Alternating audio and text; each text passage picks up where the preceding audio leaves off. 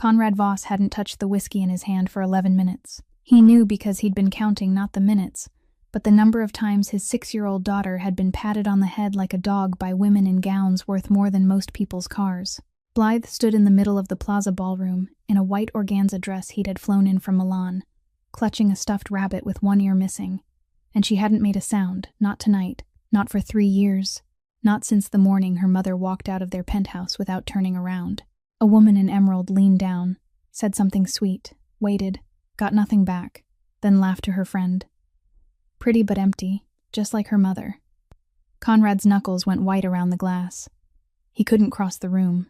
Every time a man like him stood next to his silent daughter in public, the whispers didn't stop, they sharpened. They filed her away as leverage, and Blythe, who couldn't speak, could read faces better than most adults read contracts. So he stood there, 30 million on his wrist, an empire in his back pocket, and no power over the only thing that mattered. That's when he saw her. By the service entrance, worn coat, low ponytail, shoes that had seen better decades. She wasn't watching the chandeliers or the champagne. She was watching Blythe with the kind of stillness that doesn't come from calm. It comes from recognition.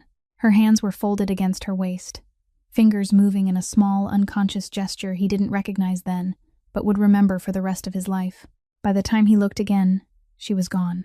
That night, after Blythe fell asleep clutching the one-eared rabbit, Conrad sat alone in his office and did something he hadn't done since the night his father was buried. He took off the Patek Philippe watch his old man had left him, set it in a drawer, and didn't put it back on. It stayed there for 9 days. And in those 9 days, everything changed. If this story just gave you chills, what comes next is going to wreck you. Hit like, share this with someone who needs it, and subscribe so you don't miss part 2. Now let's go back to the beginning of those 9 days. 9 days. That was all Conrad Voss needed to break every rule he'd set for himself through 9 years of running the empire his father had left behind. On the first day, he called Fen, the only person in the organization he trusted enough to place his daughter's life in his hands, and gave a single order. Find an apartment in Brooklyn. No lease under the Voss name, no address tied back to the company, not one trace showing that the person living there had anything to do with the 3 most frightening letters on the East Coast of America. On the second day, he turned down 4 social meetings in a row, 3 dinner invitations from people he knew only wanted to sit at the same table with him so they could be seen sitting at the same table with him, and 1 call from an attorney offering to arrange official custody with Delia, even though Delia had never come back to claim it. On the third day, he sat in his office, looked at the drawer that held his father's watches, and for the first time in 9 years, he thought of a name he hadn't spoken in a very long time, Orla Pemberton. She'd been his father's friend from before his father became the kind of name people feared. She owned a small restaurant in Brooklyn called Orla's, on a quiet street corner where the smell of basil mingled with the smell of old brick, and she hadn't contacted Conrad since the day of his father's funeral. Not because she was angry, but because she was the kind of person who understood that sometimes the best way to stay connected was to know when to be silent. Conrad texted her, briefly, without much explanation, and Orla answered with a message he read 3 times over. Come, bring the girl. I've got a kitchen, I've got a back room, and there's nobody here to force you into marriage. My coffee's terrible. Stay for a month. He set the phone down and sat still for a long while, because it had been a very long time since anyone had spoken to him that way, in the voice of someone who needed nothing from him. That night, he went into Blythe's room. The little girl was sitting on the bed, her sketchbook open on her lap, the rabbit with the torn ear lying beside her pillow. He took the small whiteboard the 2 of them had been using to speak, since Blythe had stopped making any sound at all, and he wrote in slow, clear handwriting, We're going somewhere else. No one knows I'm there. No one knows us. Trust me. Blythe held the board. Read it. Read it again. Then she lifted her eyes and looked at him, with the gaze he'd seen thousands of times, but had never grown used to. Eyes that measured, weighed, judged, older than their years, the only weapon left to a child who had lost her voice and had to learn to read the world with her eyes instead of her ears. The little girl nodded. One single nod. And Conrad realized he'd been holding his breath. They arrived in Brooklyn on the afternoon of the 6th day. Orla's looked exactly the way he'd imagined, and nothing like it at all. Red brick walls covered in ivy, glass door fogged with steam, the inside warm and a little dim, Smelling of sautéed garlic and toasted bread, Orla stood at the door. She was smaller than he remembered, her hair grayer, but her eyes hadn't changed, sharp and warm at the same time. The kind of eyes belonging to someone who had lived long enough to know that most of what people said mattered far less than what they didn't say. She shook Conrad's hand. Then she looked down at Blythe. And she didn't do the thing every adult did. She didn't bend over her. She didn't speak louder. She didn't smile, that strained smile grown-ups wore when facing a child they didn't know how to talk to. She crouched down, slowly, until her eyes were level with Blythe's, and she took the whiteboard from Conrad's hand without asking permission, writing on it in large, clear letters. "I'm Orla. I knew your father. I'm sorry I didn't know you sooner," Blythe read it. And for the first time in many months, Conrad saw something on his daughter's face that he'd almost forgotten how to recognize: the absence of defense. Not a smile. Not yet. But that moment when the little girl's shoulders lowered by half a centimeter, and her fingers loosened around the rabbit, and he understood that his daughter, for the first time in front of a stranger, hadn't braced herself to be hurt. That night, after Blythe had fallen asleep in the small room above the restaurant, Orla poured Conrad a cup of coffee, exactly as she'd warned him, truly awful, and sat across from him in the yellow-lit kitchen. "There's a girl," Orla said, not looking up, her hand turning her cup. "Margot. Sinclair. Father dead. Mother dead. Sister dead too. She sleeps in the back room of the restaurant because I owed her father a favor from a long time ago and never got to repay it." Conrad set his cup down. "Margot?" he said. "Last name? Sinclair. Where's her family from?" "Upstate. Old family. No one left." Orla looked at him. "Why? You met her?" Conrad looked into the cold coffee. "Once," he said. "I think so. I'm not sure." But he was sure. She walked into the kitchen at 7 o'clock the next morning, and Conrad almost didn't recognize her, not because she looked different, but because she looked as though she'd spent her whole life practicing how not to be noticed by anyone. Margot Sinclair was wearing the same coat he'd seen at the gala, that old silver-gray coat with the sleeves turned up in the practical way of someone who had only one decent coat left and had decided to wear it until it could no longer hold its shape. She greeted Orla with half a smile. She greeted Mrs. Whitfield, the widow who kept cats and lived upstairs, with a brief question about the weather that Mrs. Whitfield didn't hear clearly, so Margot had to repeat it once more without showing the slightest irritation. Then she looked over at Conrad, and she nodded. Exactly once. The polite nod people give to a stranger, sitting in the wrong place at a cafe. Not cold, but not warm either. Not curious, not recognizing him, nothing at all. Her eyes, when they met his, were as flat as water without wind. She sat across from him, poured herself coffee without asking whether anyone else wanted any. She asked him exactly 2 questions, whether he had traveled far and whether he took sugar, then received his answers with the absent politeness of someone who had no special interest in anything he said. She ate 1 slice of toast, finished her coffee, folded her napkin neatly, then left the room so quietly Conrad almost didn't hear her footsteps.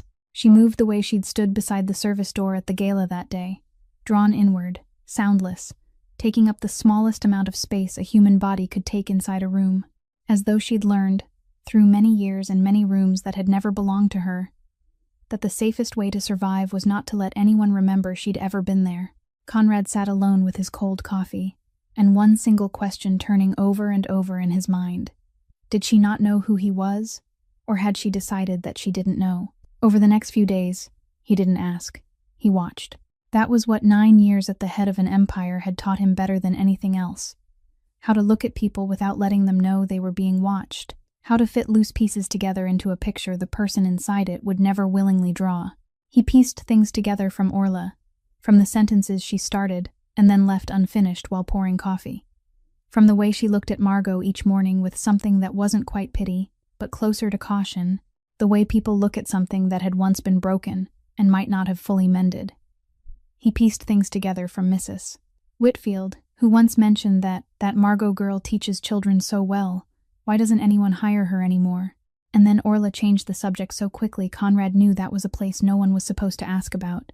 He pieced things together from Margot herself, from the way she washed dishes after dinner without being asked, from the way she arranged tables and chairs before opening time, as though that was how she paid rent. No one demanded from her. From the way she read every night in the kitchen corner beside the stove, always in the same place, always in the same posture, legs drawn up onto the chair, book resting on her lap, as if that was the only patch of earth in the world she was allowed to occupy without asking anyone's permission. Little by little, the picture appeared. Margot Sinclair, a former sign language teacher whose eyes carried the heavy, quiet exhaustion of someone who had lived through far too many lifetimes for her actual years. She'd once had a job, a home, a life. Then she lost the job, lost the home, lost everything. She lived on the streets for 8 months before Orla found her at a charity diner near the Brooklyn Bridge, sitting alone at the corner of a table, reading a botany book under fluorescent light, and Orla had recognized something in her that she decided not to leave out on the street. The specific reason why Margot lost everything had not yet been spoken by anyone. Margot didn't tell, Orla didn't ask, and Conrad, a man who had spent his whole life turning over everyone's secrets, realized this was the first time he had ever stood before a question he wasn't sure he had the right to answer. That afternoon, Blythe carried her sketchbook out to the backyard of the restaurant. The backyard of Orla's wasn't the kind of yard where people set out tables and chairs and hung lanterns. It was only a small empty space between a brick wall and a fire escape, a few potted plants Orla had planted and then forgotten to water, and an old wooden chair no one could remember bringing home from anywhere. But Blythe liked it. She liked small, quiet places where the world didn't look in, and she sat on the wooden chair with her sketchbook open on her lap, sketching Mrs. Whitfield's tabby cat curled on a sunny step. She'd been drawing since she was 4 years old, when a private tutor Conrad had hired to teach Blythe to read discovered that the child who couldn't speak could learn everything else if people would only stop trying to force her to open her mouth. That tutor handed Blythe a pencil, and within 1 week, the little girl had drawn the entire room she was sitting in with a precision grown-ups didn't have. Conrad sat by the kitchen window, looking out into the yard, a cup of coffee in his hand, though he wasn't drinking it. He'd been doing that often lately, sitting in places where he could see his daughter without his daughter seeing him, not because he wanted to watch her, but because it was the only way he was allowed to see Blythe as herself, unguarded, without judgment, without the careful expression she always wore whenever she knew an adult was in the room. Margot turned into the yard from the side gate. She didn't know Blythe was there. Conrad saw her stop, saw her step catch halfway through, saw her shoulders tighten slightly with the instinct of someone used to being startled by the sudden presence of other people. She wanted to leave.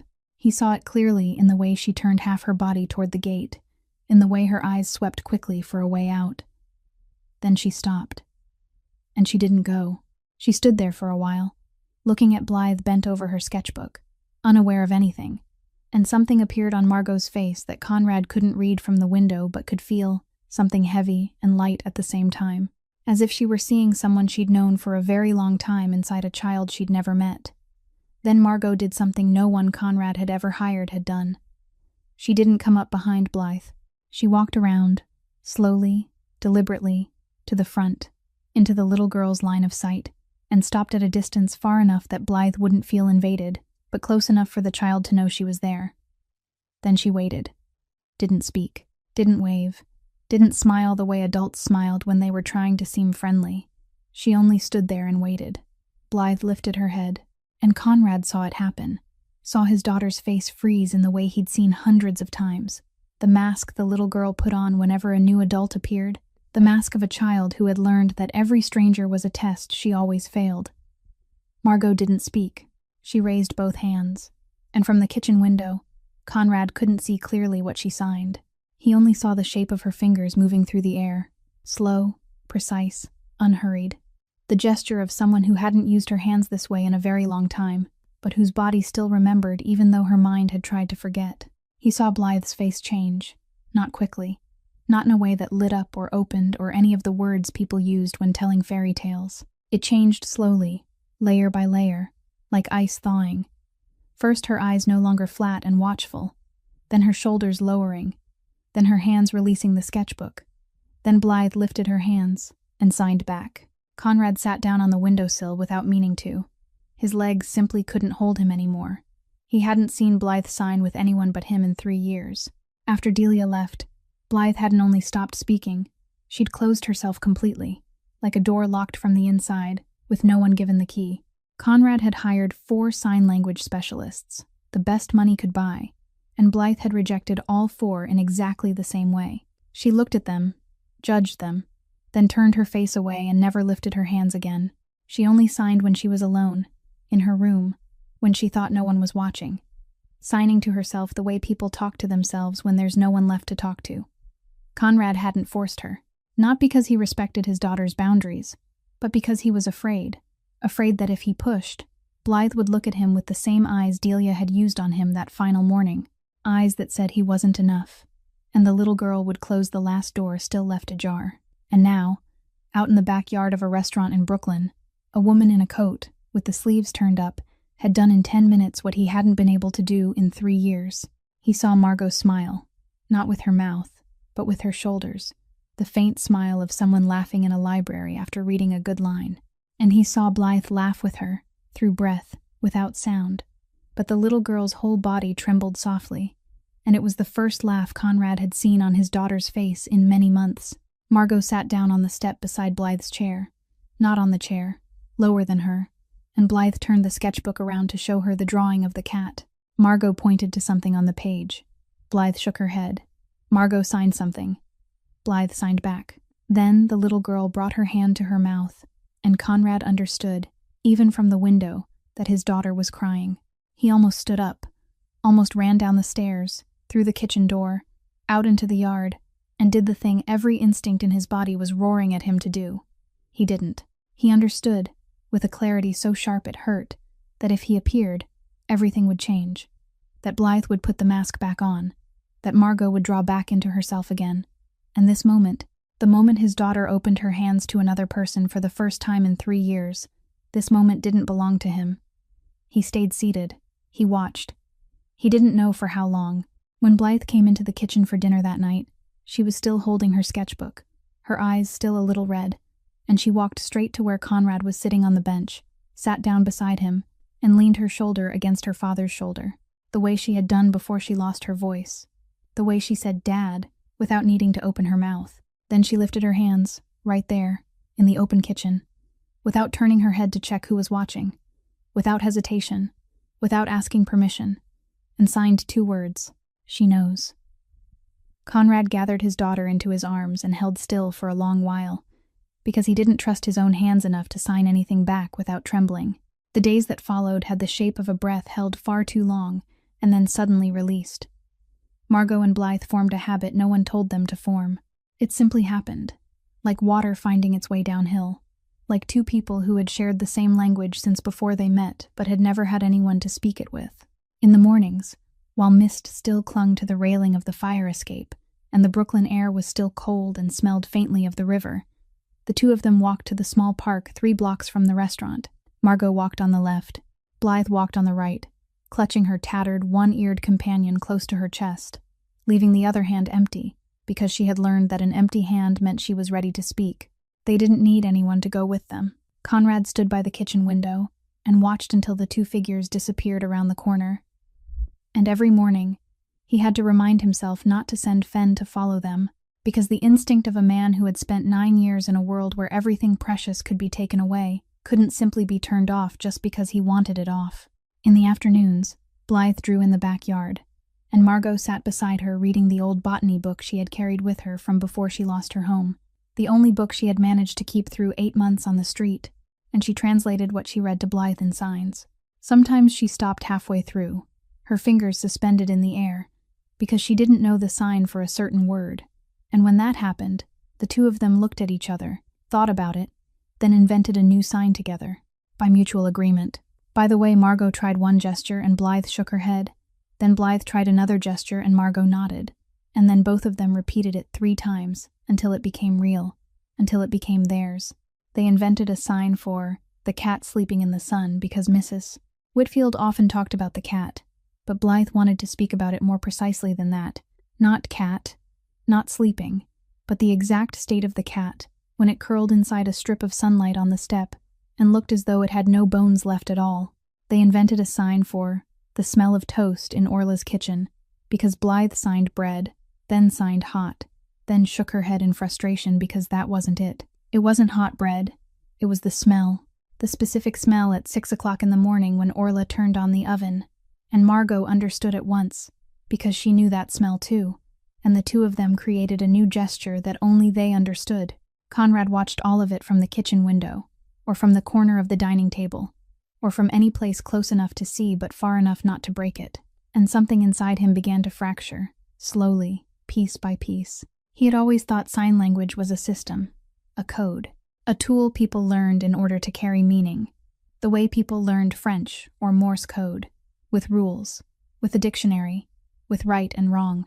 He didn't know that Blythe and the private tutor from 2 years earlier had once created private signs for the particular sadness of Thursdays, for the sound of the elevator at midnight, for missing mom but not wanting to say you miss mom. He didn't know because he had never asked. He had only learned enough signs to manage his daughter, enough to ask whether she was tired, whether she was hungry, whether she was cold, enough to give short instructions and receive short nods in return, and he had told himself that was enough, that he was communicating, that he was present. But he wasn't talking to Blythe. He had never truly talked to his child. He had managed her, and the difference between those two things, now, as he watched Margot and Blythe invent a sign for the smell of bread at 6 o'clock in the morning, was so clear he couldn't breathe. Every night, he sat across from Margot at the dining table in Orla's kitchen. Mrs. Whitfield talked about cats. Orla poured terrible coffee and didn't apologize for it. Margot ate slowly, spoke little, and sometimes looked toward Blythe, who was drawing at the corner of the table, with a look Conrad couldn't find a name for, and he understood, gradually, the way a man understands something he has known for a long time, but has not dared to admit that he was falling in love with her, not because she was beautiful, though she was beautiful, in the way quiet women are beautiful once you have looked long enough. Not a beauty that demands attention, but a beauty that appears only when you stop searching for it. He loved her because she was carrying something he didn't know how to carry, something heavy, something old, something she had held inside herself for years he didn't know how to count, and she had carried it into the backyard of a restaurant in Brooklyn and set it down in front of his daughter, as though it cost nothing, gently, simply, without needing anyone to thank her, when the truth, he was beginning to understand, was that it had cost her everything. On Saturday night, the restaurant closed early because Orla said she was tired, though Conrad suspected Orla had never been tired a single day in her life and was only looking for an excuse to go upstairs and watch the television show she didn't want to admit she liked. Mrs. Whitfield had gone up to her room at 9 o'clock. Blythe had been asleep since 8, the torn-eared rabbit tucked beneath her chin, her sketchbook open on the pillow as if she had drifted off in the middle of a pencil stroke. The kitchen was empty and warm, the stove still holding the heat from dinner, and Margot was sitting in her familiar corner, legs drawn up onto the chair, book on her lap, reading beneath the only yellow light Orla hadn't turned off. Conrad walked in and stopped at the doorway. Margot looked up. She closed the book, one finger tucked inside to hold the page, and looked at him with the calm eyes he had grown used to but still couldn't read. "Mr. Carlyle." "May I sit? This isn't my kitchen." He sat. Silence held for a while. The stove gave a faint click as the metal contracted while cooling. Conrad looked at his own hands, then at hers, then said the thing he had wanted to say since the afternoon Blythe first signed in the backyard. "You know sign language?" "I do." "Where did you learn?" Margot didn't answer right away. She set the book down on the small table beside the chair, carefully, as though the book was the most precious thing she owned, and perhaps it truly was. She folded her hands in her lap, and Conrad saw that gesture again, the gesture he had first seen at the gala, and again on that first morning in Orla's kitchen, her fingers moving lightly against each other, shaping words no one but her could see, the way a person who had lost their language sometimes still whispered it into their palms to remember they still knew how to speak. "I had a younger sister," Margot said, her voice flat, not because she felt nothing, but because she had told this story to herself too many times, and had learned how to tell it without breaking. "Tatum. 11 years younger than me. She was mute from birth, completely mute, not like Blythe, not because of trauma or because she chose not to speak, but because her body was born without the ability to make sound. My father sent her to a center upstate when she was 7 years old. He said he couldn't bear to watch his daughter become..." She stopped. Swallowed. He used the word creature. He said he couldn't bear to watch his daughter become a creature. Silence. The stove clicked once more. "I won't tell you what that center was like. I'll tell you that I went to get her when I was 20, and Tatum was 9. I took a Greyhound bus from home to upstate, and then took a Greyhound back. 2 days on the road. And I learned to sign on that bus, in a dirty gray cloth seat, beside my little sister, who hadn't been spoken to in any way by anyone for 2 years. We built a language between the two of us, with our hands, on that bus, from nothing. No books, no teacher, just me and Tatum, and 2 days on the road, and our hands. She looked at the stove. Her eyes were dry. Her voice was still flat. Tatum lived 3 more years, complications from what they did to her at the center. She died when she was 12. Then, softer, almost too faint to hear, I haven't signed with anyone since then, until your daughter. The kitchen was so quiet Conrad could hear the wall clock outside the bar, the ticking sound that could never be heard during the day because it was buried beneath voices and pots and pans. But now, inside this silence, it sounded as loud as a countdown. Margot looked at him. Your daughter is very gifted, Mr. Carlyle. She draws beautifully. She has a sense of humor I don't think you know about because she only shows it with her hands. And she is also, I think, very lonely. I don't know what you've arranged for her, but I'm asking you, with all the respect I can gather, don't ruin what's happening when you take her home. Conrad couldn't speak for a long while. He looked at the stove. He looked at his hands. He thought of the 4 specialists he had hired, and the 4 times Blythe had turned her face away. He thought of 3 years watching his daughter sign alone in her room through the security camera she didn't know he had installed. He thought of every dinner where he had written on the whiteboard, "What do you want to eat?" And Blythe had written back, "Anything." And both of them had known that wasn't a conversation. That was 2 people living in the same house without speaking the same language. I arranged the wrong things for her, he said, and his voice sounded strange in his own ears, lower than usual, or maybe only more tired. I taught her that silence was safe, that not opening herself to anyone was the way not to be hurt. I told myself I was protecting her, but I was only keeping her inside a sealed room and calling it home. Margot said nothing. She didn't nod with sympathy, didn't look at him with pity, didn't reach out to touch his hand the way kind people did when someone confessed something painful. She looked at him with still, measuring eyes. Not cold, but not warm either. The eyes of someone carefully considering what kind of man was sitting in front of her. And she hadn't decided yet. Then Margot spoke, her voice unchanged, still flat, still calm, but there was something beneath it. Something hard and sharp, like a blade hidden in silk. That is the most honest sentence you've said to me, Mr. Carlyle. I'm glad you said it, but I don't think it's the most honest sentence you can say.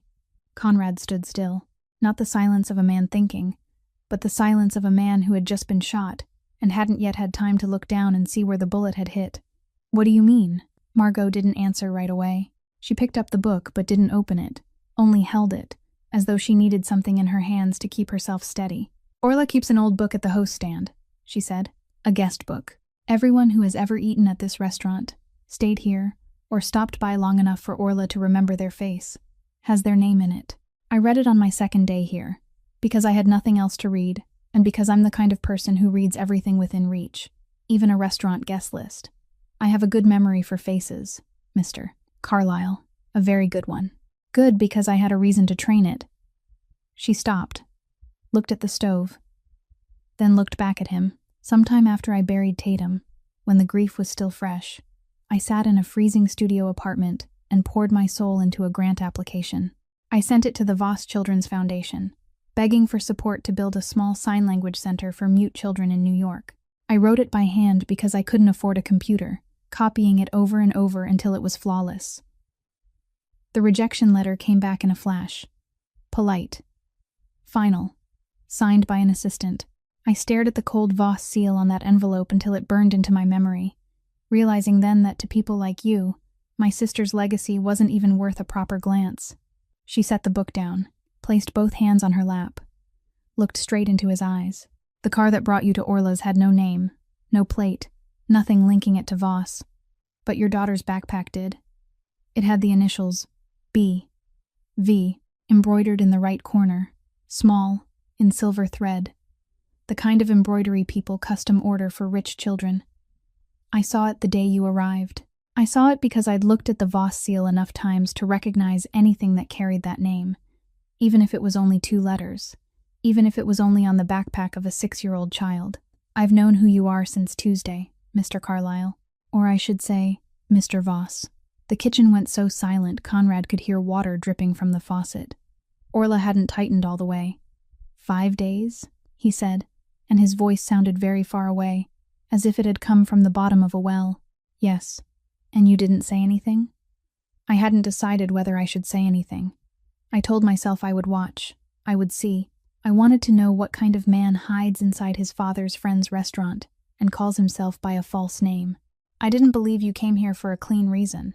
I thought perhaps Orla had mentioned my name to someone, and someone had mentioned it to you, and you'd come to see who I was, to decide whether I was a threat or something that could be handled. I've met enough powerful men to know they never go anywhere without a purpose. And now? Conrad asked, because he didn't know what else to ask. Now I know I was wrong, Margot said. Not because you told me, but because I saw it. Silence. The afternoon I went into the backyard and met Blythe. I looked up at the kitchen window after I sat down on the step. I looked up because I felt someone watching, and I've lived long enough on the street to know when I'm being watched. You were sitting on the windowsill. You sat there for an hour. You didn't come down. She stopped. A man playing a game doesn't sit at a window for an hour and cry when he thinks no one can see him. Conrad said nothing, because he hadn't known he had cried that afternoon. He remembered sitting there, remembered the feeling of his legs no longer holding him, remembered the hard windowsill beneath him, remembered watching Blythe sign and Margot smile with her shoulders. But he hadn't known he had cried, and he hadn't known she could see the window from the backyard. It turned out he didn't know anything about any of it. Margot didn't stop. She didn't give him time to gather the broken pieces of what she had just said, didn't give him time to find an explanation or an apology, or anything a man used to controlling every situation would reach for in order to take back the upper hand. She went on, her voice still flat, but now there was something trembling beneath it, not weakness, but the weight of something that had been compressed for too long and was finally being allowed to exist. I'm not done being angry, Mr. Voss. I don't know whether I'll ever be done being angry. I'm angry for the 23-year-old woman who had to sit in a studio apartment and write a begging letter to a kingpin she had never met, pouring her heart out on cheap notebook paper because she lacked the wealth to even own a computer, only to be rejected by someone who hadn't even read that letter. I'm angry at every room where my sister was spoken of as a case, not as a human being, not as Tatum, not as the little girl who loved yellow and was afraid of thunder and knew how to laugh without making a sound, but as a case, a file, a problem that needed a solution. I'm angry at every doctor who looked at my sister and saw a defect instead of a person. And I'm angry at you, right now, because you hid your name. She looked at him. You could have come here with your real name. You could have stood in front of me, said, I'm Conrad Voss, and asked me directly whether I wanted to talk to you. I would have said no. Of course I would have said no. And you would have left, and we would never have sat in this kitchen. But you would have given me the dignity of a choice. You took that away. You took it away because you believed you would learn more about me if I wasn't allowed to choose. Conrad looked at the stove, looked at his hands, looked at the dried coffee stain on the wooden tabletop that Orla hadn't wiped clean. I know, he said. I know. That is the part I'm trying to forgive you for, Margot said. I haven't finished forgiving you. I don't know when I will, but I'm trying. Silence. Long. The stove had stopped clicking. The water from the faucet had stopped dripping too. Or maybe Conrad simply couldn't hear anything anymore except his own breathing. What do you want? He asked, and he heard something in his own voice he had never heard there before. Surrender. Not the surrender of a weak man, but the surrender of someone who had finally stopped pretending he was winning. Margot looked at him for a long time before answering. I want the language center. Built. Funded. Named after Tatum. I want your daughter to be the first student if she wants to. And I want it to be a place where mute children aren't taught that silence is safe, aren't taught that hiding is protection, aren't taught that the best way to survive is to make sure no one knows they're there. I want you to acknowledge your daughter in public. I want her sitting at your table, at any table, with her hands free, signing anything she wants in front of anyone. And I want the people who can't bear that to leave the room. That is the beginning of what I want. Then she looked at him, long and steady, with eyes Conrad now understood had never been emotionless, only careful in the way of someone who had been hurt enough times to know that hope without proof was the fastest way to break all over again. And if, after all of that, you still want to ask me anything, you may ask. And I'll give you an honest answer, but I won't be asked before then. I won't be the reward for good behavior. I'll be the woman who decides, at the end of all the work, whether the man who did it is someone she wants to know. Conrad nodded. He said nothing more. Not because he didn't want to, but because in that moment, in the yellow-lit kitchen with the stove gone cold and the folded book on the table, he understood that any word he said after that would be lighter than what she had just said, and he didn't want to make anything about this night lighter. Conrad returned to Manhattan on Monday morning, and the world he had temporarily left behind did not wait for him patiently. The penthouse on Fifth Avenue was empty and cold as always, smelling of leather and oak and air filtered through a $600,000 ventilation system. But there was no smell of toast at 6 o'clock in the morning, no smell of Orla's terrible coffee, no sound of Mrs. Whitfield talking to cats through the wall. He set his suitcase down on the living room floor and stood still for a long while, looking around the room where he had lived for 9 years, and for the first time, he realized it did not feel like home. It felt like a showroom. Everything in its proper place, everything expensive, and nothing touched. Paxton Greer was waiting for him in the office. Paxton wasn't the kind of man who knocked. He was sitting in the chair across from Conrad's desk, legs crossed, phone in hand, and when Conrad walked in, he didn't stand, only looked up and said in the flat voice he used for bad news, "Cahill knows." 2 words. Conrad sat down. "Knows what?" "Knows you disappeared for a month. Knows you weren't at the penthouse. Knows you took the girl somewhere no one in the organization was told about except Fenn. And knows that if you hid her, then she's the thing you're afraid to lose." Paxton set the phone down on the desk. Warren Cahill, 50 years old, has been sitting on the South for 15 years and has never been satisfied with his share. During the month you were gone, he bought off 2 of our low-level guys in Jersey. Not important men, but enough to know vehicle schedules, know routines, know who goes where. And he's been asking about the mute child, using those exact words. Conrad did not react, or more precisely, the outside of him did not react, because he had learned very early that in this world, the face was a tool, and emotion was information an enemy would use against you. But inside, somewhere deeper than bone, he heard the 2 words, the mute child, echo again and again, and each time they echoed, they burned hotter. "What else?" he asked. "Do you want the worst part or the worst part?" "Both." Paxton leaned forward. "You're clearing the way to build a charity center. Don't think I don't know. I saw the Brooklyn property purchase files. Saw you moving money through the foundation. Saw the lawyer's name you hired to set up the nonprofit paperwork. You're building a sign language center for mute children." He stopped. "For the homeless girl." Conrad neither confirmed nor denied it. "The worst part," Paxton said, and now his voice was no longer flat but edged, bladed, "is that you're doing this while Cahill is knocking at the door. You're pouring money and attention into a project that anyone who looks at it will understand is not strategy, not money laundering, not for any reason a man in your position should have. It's for a woman. And when Cahill knows that, and he will know, then you don't just have one weakness anymore. You have 2. Conrad looked at Paxton, said nothing, only looked. That was something he had learned from his father. Not how to threaten with words, but how to threaten with silence. How to look at a man until that man understood on his own that the discussion was over. Paxton understood. He hated it. Conrad could see that clearly in the way his jaw clenched, but he stood and left the room without another word. The door closed. Conrad sat alone in his office, and he realized this was the first time in 9 years of running the Voss empire that a decision had been made, not because of power, not because of money, not because of territory or influence or anything his father had taught him to place above all else, but because of a promise. To a woman who read books beside the stove in a restaurant kitchen in Brooklyn and demanded nothing for herself, only for children she had never met but had lost her sister because of them. He called the lawyer, called the architect, called Fenn, and ordered security tightened around the Brooklyn area, discreetly, without letting Margot or Orla know, because Conrad understood that if Margot knew he had people guarding her, she would see it as one more time he had taken away her right to choose, and he had lost the right to make that mistake again.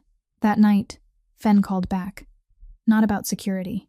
Blythe signed a new word, Fenn said, his voice normal but with something different in it, softer.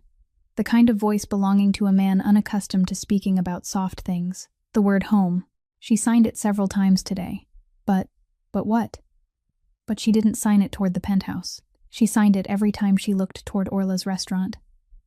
Conrad hung up, sat still in the dark office, in the empty penthouse, on Fifth Avenue, between the empire his father had built and he had kept, and he understood that his daughter had found home. It just wasn't the place he had built for her. He didn't use spies. He didn't send anyone to dig. He didn't use any of the tools inside the enormous machine he had used for the past 9 years to know everything about everyone. Because he understood that if he did that to Margot, he would become exactly the kind of man she had suspected he was from the beginning. He asked Orla. He came to the restaurant at night, after closing time, when Blythe was asleep and Margot had gone back to the rear room, and he sat at the kitchen table with the familiar, terrible coffee and said, "I need to know about Margot. Not because I want to use it, because I think I did something I don't know about yet." Orla looked at him for a long time, the kind of look she gave people when she was deciding whether to trust them. Then she poured herself more coffee, sat down, and told him. Margot Sinclair had once been a sign language teacher at a care center for disabled children in upstate New York, about a 4-hour drive from the city. From the outside, that center looked decent, with white painted iron gates, neatly cut lawns, and a website full of photographs of smiling children, the kind of place parents sent their children to and believed they would be cared for because they had no other choice, and because they needed to believe in something. Margot taught there for 2 years, and during those 2 years, she saw things she couldn't unsee. Children left hungry because the staff didn't have enough patience for meals that took too long when the child couldn't speak to ask for more. Children isolated in locked rooms for hours because they were uncooperative, and uncooperative meant the child was crying, and no one understood why, because no one knew sign language. Children sedated to make them easier to manage, not because the child needed medicine, but because the adults needed silence. Margot recorded all of it, took photographs, wrote down dates and times, wrote detailed reports, and submitted them to the center's board, then to the state health department, then to the attorney general's office. And no one did anything, because that center wasn't an independent facility.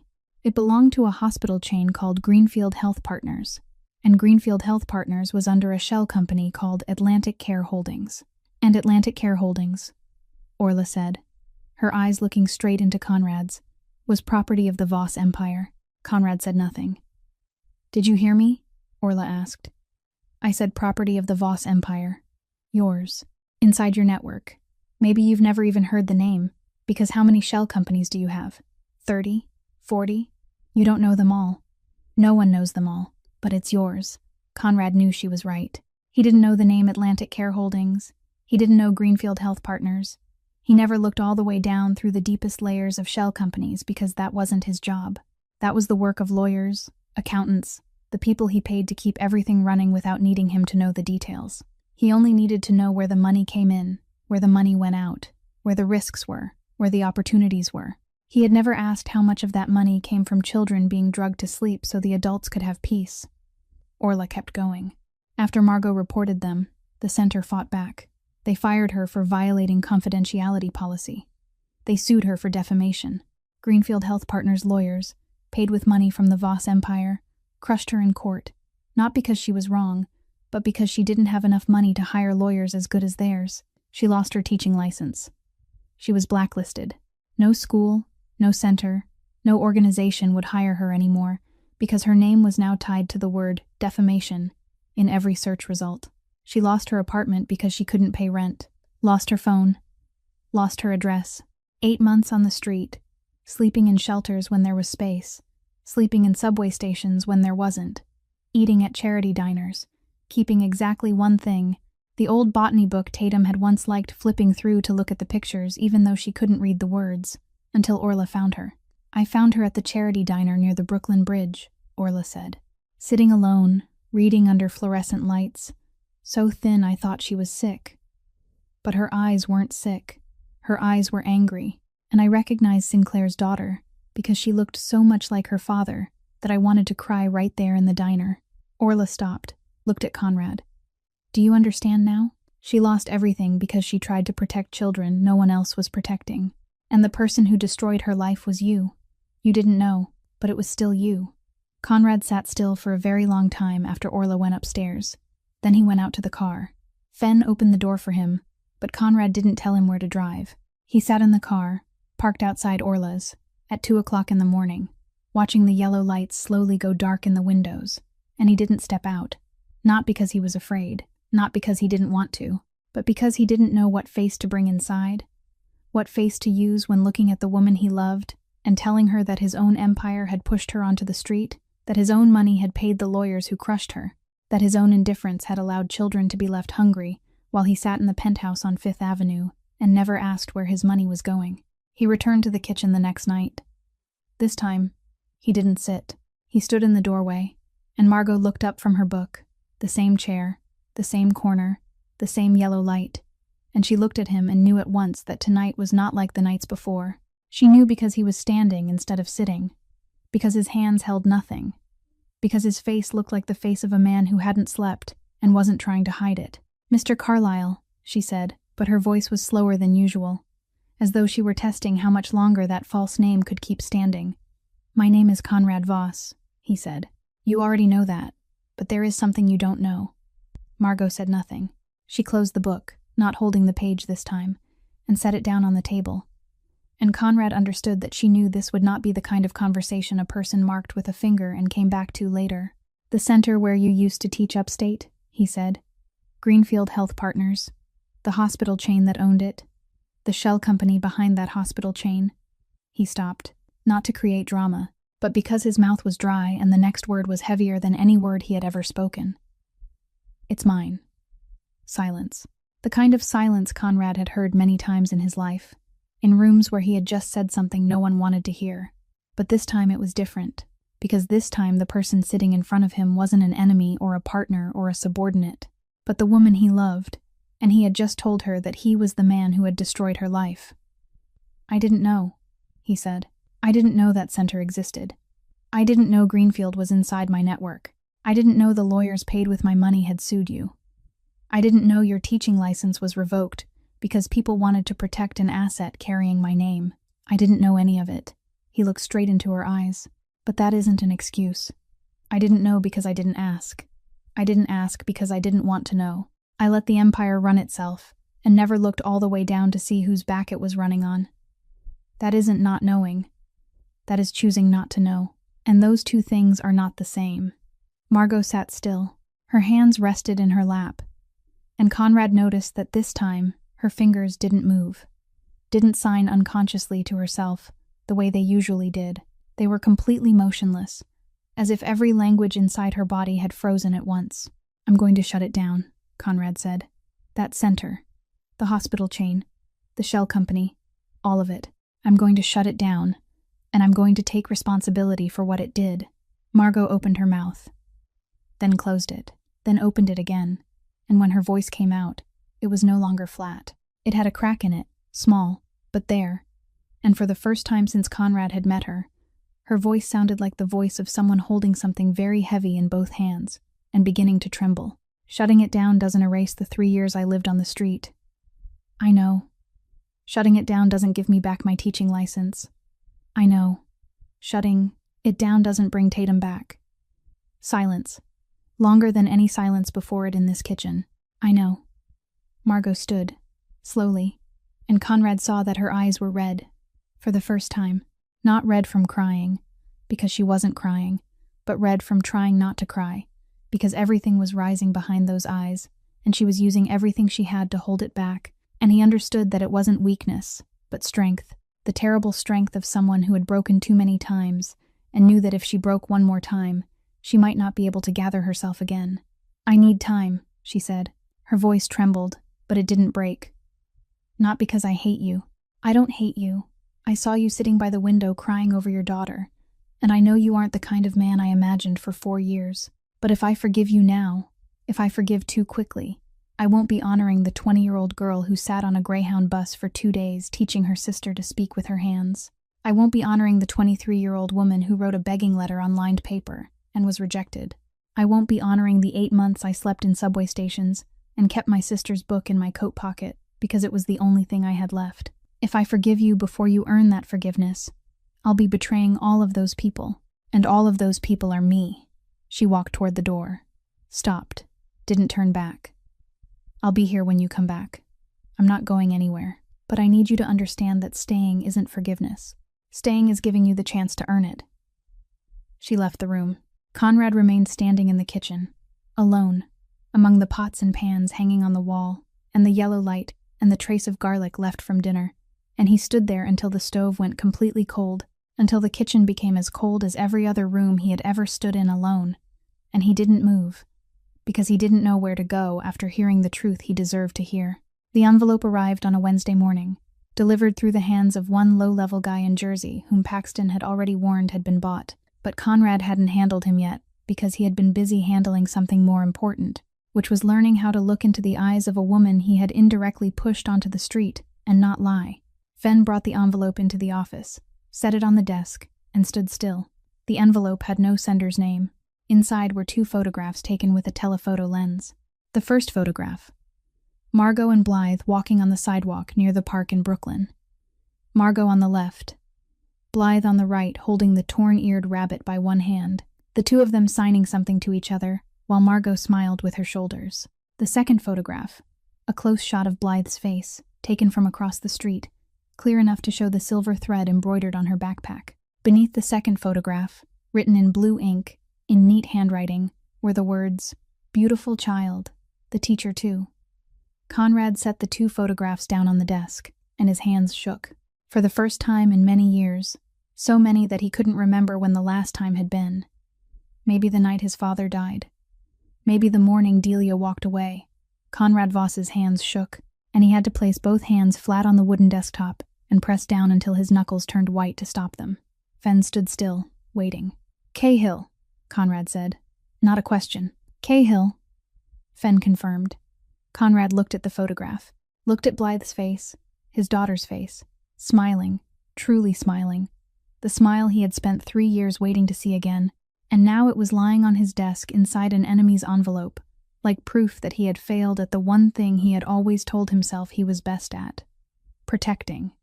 He thought of the old way, the way his father had taught him, the way he had used for 9 years whenever someone threatened what belonged to him.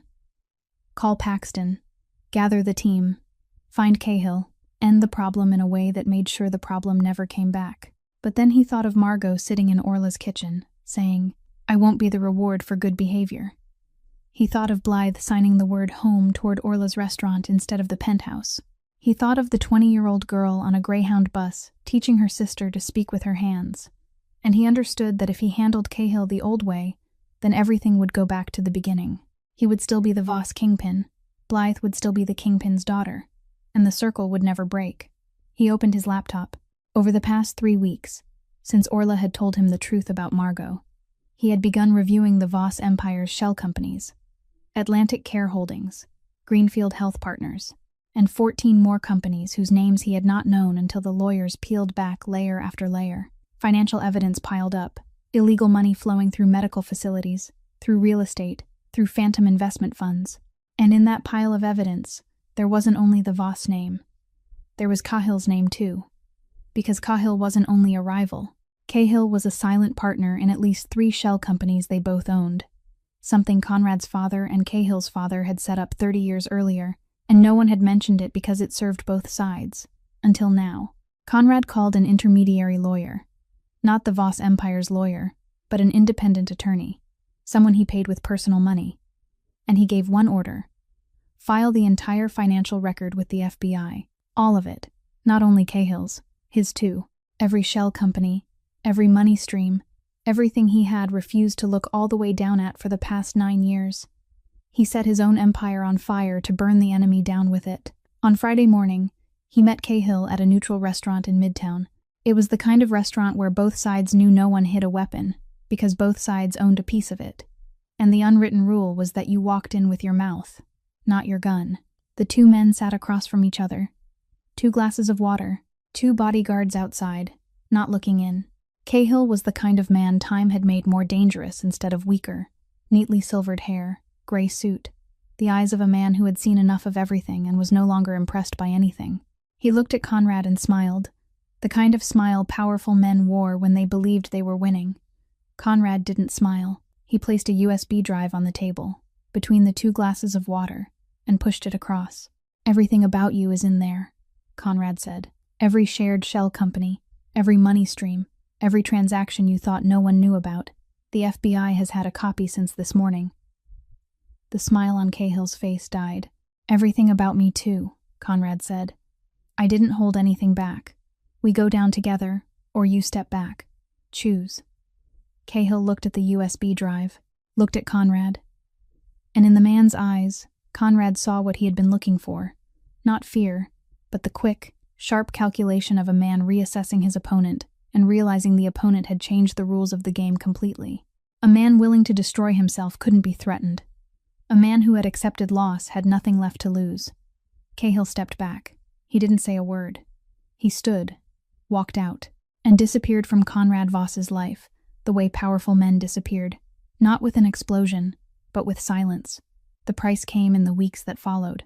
40% of the Voss empire was frozen, seized, or forced into liquidation. The shell companies were exposed one layer at a time. Lawyers called every day with new bad news. Money evaporated. Influence shrank. People who had once bowed their heads to Conrad in hallways now avoided his eyes on the street. Paxton left on the third day after the meeting with Cahill. He made one last call, short and cold. You betrayed the organization. You betrayed your father. You burned down everything he built for a homeless girl and a mute child. Conrad didn't answer. Paxton hung up. Fenn stayed.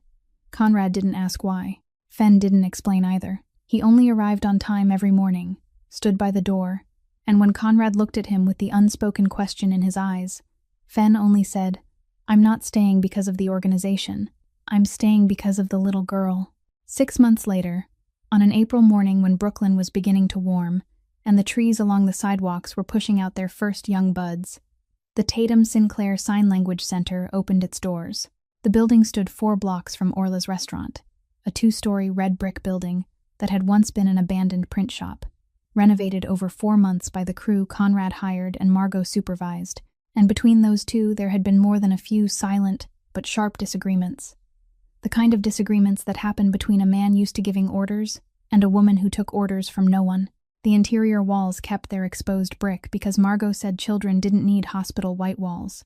They needed walls with texture, something they could touch. The windows were large because Margot said mute children spoke with their hands, and hands needed light.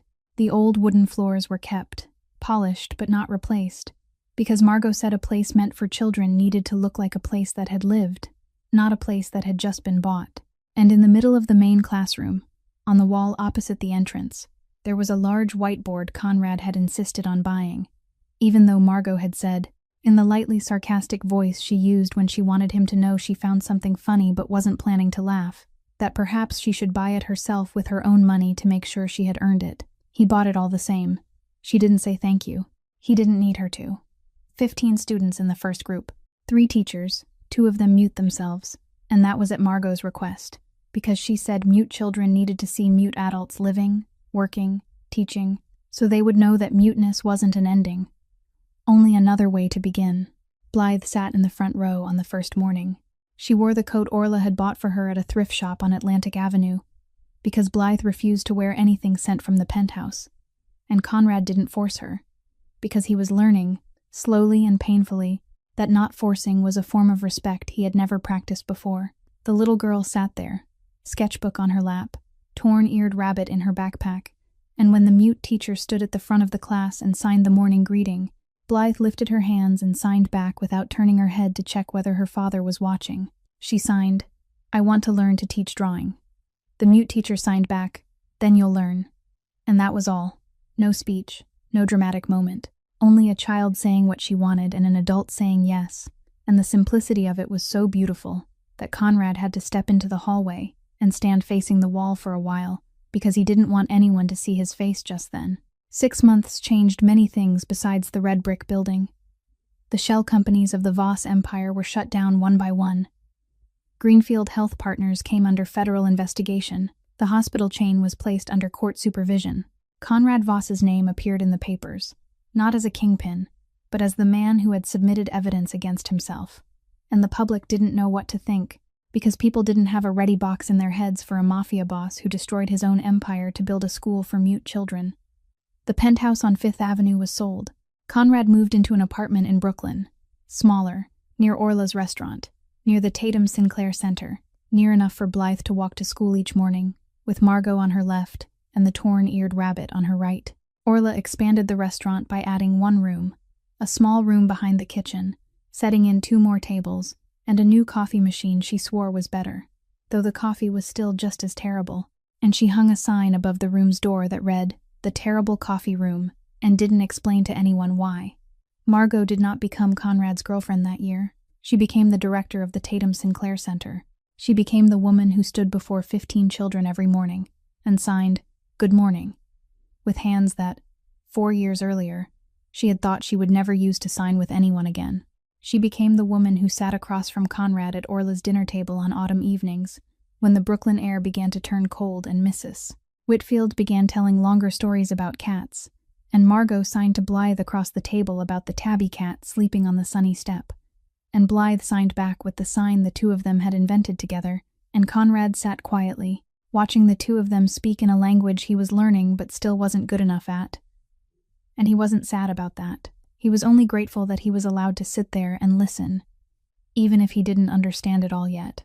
And then, on a November evening, in the same kitchen where she had told him about Tatum, where she had exposed him, where she had said she wouldn't be a reward, Margot set her book down, looked at him for a long time with eyes he had now learned how to read, and said softly, almost too faint to hear, "Maybe now you can ask me the thing you weren't allowed to ask before," he asked her.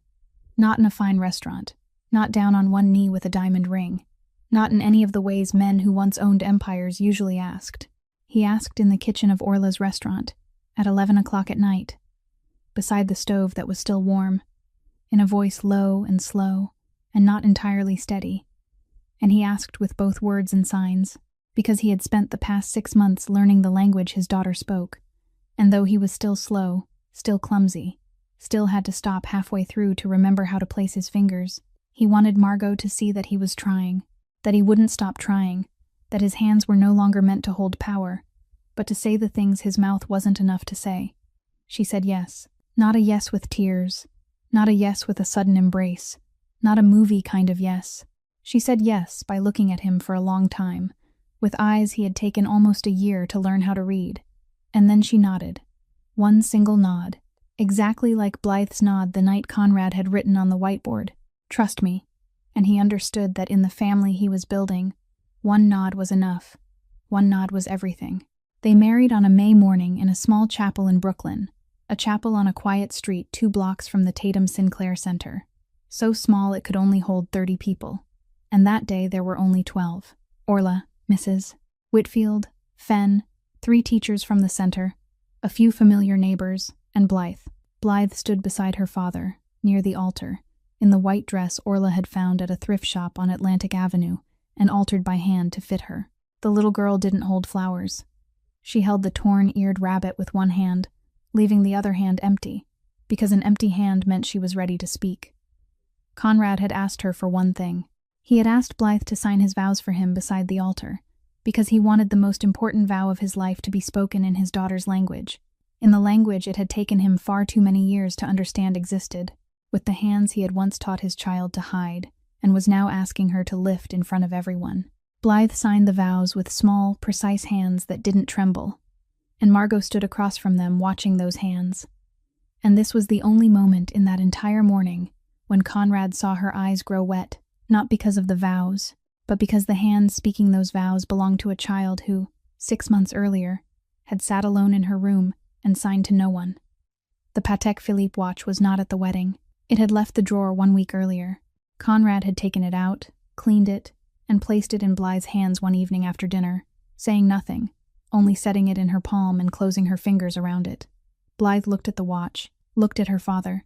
Then she slipped it onto the silver necklace Orla had given her for her birthday and wore it around her neck because it was too large for her wrist, and there it rested, against her chest, heavy and warm, beside her heart. And whenever someone asked what that watch was, Blythe lifted her hands and signed, with free hands, in any room, in front of anyone, without checking who was watching. It's the only thing Dad ever owned that was worth giving away. This story isn't about a mafia boss. It isn't about money, power, an empire, or its collapse. This story is about hands taught to hide and hands allowed to rise. About a father who needed 9 years to understand that protecting his child didn't mean hiding her from the world, but teaching her how to speak to the world in her own language. about a woman who lost everything because she dared to protect children no one else protected, and refused to let that loss turn her bitter. About a 6-year-old child who couldn't speak a word but could say everything with her hands, and who taught both her father and her stepmother that love doesn't need sound. It only needs someone willing to look closely enough, long enough, to understand. The lesson this story wants to send to everyone is very simple. Sometimes love begins not by holding on, but by letting go. Letting go of control. Letting go of pride. Letting go of the idea that you know the best way to protect the person you love. And sometimes, the most precious thing you can give isn't money or power or even time, but the admission that you were wrong, and the willingness to change even when it is already very late. If this story touched you, if you saw yourself in any of these characters, in the father trying to protect his child in the wrong way, in the woman carrying the consequences of doing the right thing, or in the child waiting for someone to sit down and truly listen, then I want to hear from you. How did this story make you feel? Was there a moment that made you stop and think of someone in your real life? Write it in the comments below. Share what you feel from deep inside your heart, because every comment is not only a message for us, but also a message for the people watching with you, people who may need to hear exactly what you are about to say. Press the like button so this story can reach more people. Share it with someone you think needs to hear it. Maybe a friend, maybe a loved one, maybe yourself on another day when you need to be reminded that it is never too late to change. And if you haven't subscribed to the channel yet, subscribe now to hear more stories every day, because the next story is also waiting for you, and I promise it will touch you in a way you don't expect. We wish every one of you watching this video good health, a joyful life, peaceful days, and a heart filled with love. Thank you for being here and listening all the way to the very last minute. Goodbye, and see you again in the next video.